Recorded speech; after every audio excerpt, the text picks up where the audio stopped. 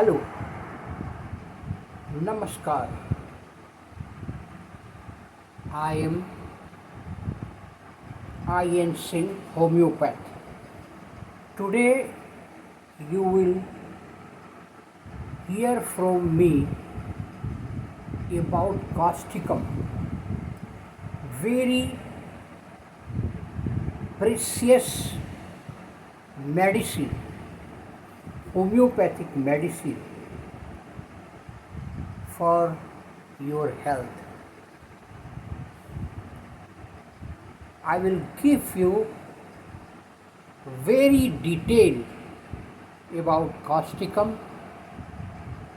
You should like and subscribe my channel and get knowledge from INC as a homeopath. Thank you. I am giving you knowledge.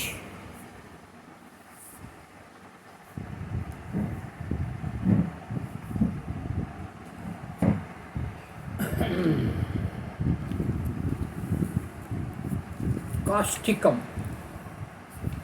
Causticum के बारे में आप हमसे विस्तृत रूप से जानेंगे। ये अभी हमने आपको कहा था कि आप जरूर इसे शुरू से अंत तक देखेंगे। तो सुनिए, कास्टिकम CAUSTICUM कास्टिकम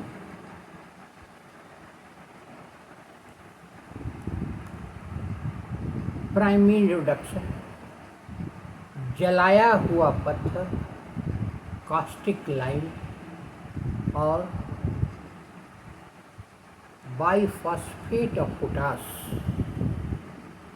मिलाकर यह दवा बनाई जाती है। गला और त्वचा पर इसका प्रभाव बहुत अच्छा होता है। कास्टिकम की क्रिया शरीर के दाहिने अंश पर अधिक होता है। इसकी चारित्रिक लक्षण कैरेक्टरिस्टिक आप सुने। पहला, दूसरे की तकलीफ देखकर अपने अंदर तकलीफ महसूस होना। ठीक, आगे सुनिए। दूसरा, हर वक्त दुखित और विमर्श और निराश, अत्यंत साधारण सी बात से भी बच्चों की तरह चिल्लाकर रोना। आगे सुनिए। तीसरा, पुराना शोक, नींद न आना, रात का जागरण, एकाएक भय, आनंद, क्रोध और दबे छिपे चर्म रोग से उत्पन्न किसी बीमारी का पैदा होना। अब आगे सुनिए। चौथा, बच्चे का बहुत देर से चलना। इसमें आप कॉलीफॉस भी दे सकते हैं, लेकिन कास्टिकम जरूर दीजिए। आगे सुनिए। पांचवा, बार बार पखाने का वेग किंतु पखाना न होना, खड़े होकर खूब जोर से कांपने पर थोड़ा पखाना होना। आगे सुनिए। छठा, बच्चों का बिछौना में पेशाब कर देना। आगे सुनिए। सातवां, छींकने, खांसने और चलते समय अनजान में पेशाब निकल जाना। आगे सुनिए। खांसने के समय छाती में दर्द, खांस कर बलगम निकालने की कोशिश करना किंतु निकल नहीं पाना, ठंडा पानी पीने पर खांसी बढ़ता है। आगे सुनिए। डूपिंग खांसी का तेज आक्षेप दब जाने के बाद अवशिष्ट खांसी खांसने से सिर्फ रात में बलगम निकलता है। आगे सुनिए। 10वां, गले में अकड़न, दर्द के साथ गला जकड़ जाना, सवेरे के वक्त स्वर भंग बढ़ना, संध्या के समय अगर ऐसा हो तो कार्बो भेज दे सकते हैं। आगे सुनिए। 11वां, रात में किसी भी अंग में क्यों न सोए, किसी ढंग से क्यों न सोए किंतु नींद नहीं आना, हर वक्त इधर उधर करवट बदलते रहना। आगे सुनिए। 12वां, बहुत ज़्यादा कमजोरी, बेहोश सा हो जाना और कांपना। आगे सुनिए। 13वां, जल जाने के बाद घाव पक जाना या उजलापन आ जाना। आगे सुनिए। 14वां, रोगी का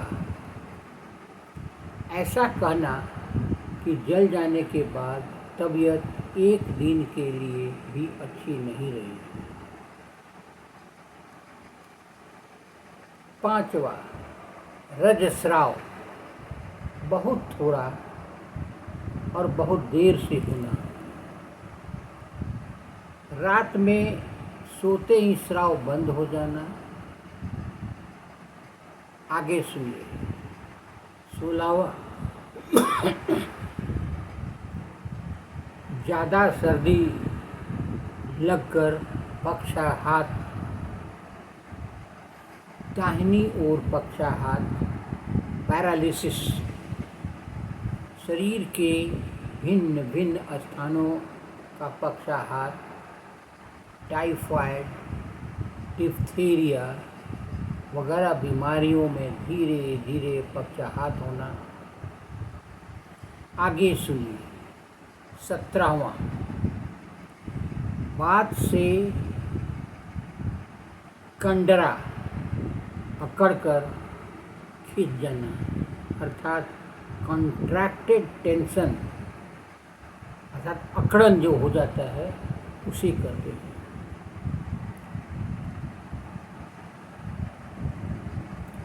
आगे सुनिए थोड़ी विस्तृत रूप से। कॉस्टिकम या sulphur, psorinum, graphites, Calcarea carb आदि की तरह एक प्रधान सोरा, विष नाशक और फास्फोरस की विरोधिनी दवा है। इसलिए कॉस्टिकम पहले या बाद में फास्फोरस का व्यवहार मना है। कॉस्टिकम का रोगी बहुत डरपोक रहता है और जरा से में उद्विग्न हो जाता है। रोगी के हर वक्त बुरे भाव रहते हैं और वह दुर्घटना के संबंध में सोचा करता है। इससे रोगी में मूत्र यंत्र की कोई न कोई तकलीफ बनी रहती है। बच्चा बहुत देर से चलता है। कॉस्टिकम के रोगी में अक्सर खून की कमी, और बहुत कमज़ोरी देखने को मिलती है, यहाँ तक कि उसे बेहोश सा हो जाना या कांपना महसूस होता है। इस कॉपी में आप जेल सीमियम दे सकते हैं। इन दोनों दवाओं में कमजोरी के साथ आँख के पलक बंद से रहते हैं। यद्यपि पलकों के गिर जाने या बंद हो जाने के लक्षण होते हैं। कॉस्टिकम दाहिनी ओर पक्षाघात में ज़्यादा फायदा करता है। बाएं अंग पक्षाघात में लैकेसिस का उपयोग किया जाता है। स्थानिक किसी साथ वजह से पक्षाघात में, जैसे मुंह का पक्षाघात, जीभ का पक्षाघात, मूत्राशय का पक्षाघात, दोनों पैरों का पक्षाघात, गले पेशी का पक्षाघात इत्यादि में कॉस्टिकम फायदा करती है। आँख की बीमारी के बारे में सुनिए। मोतियाबिंद की पहली अवस्था में जब रोगियों की आँख से धुंधला दिखाई देता है, कोहरा या बादल जैसा दिखाई देता है, उस समय कॉस्टिकम फायदा करता है। मोतियाबिंद में साइलेशिया भी दे सकते हैं, ये फायदा करता है। कॉस्टिकम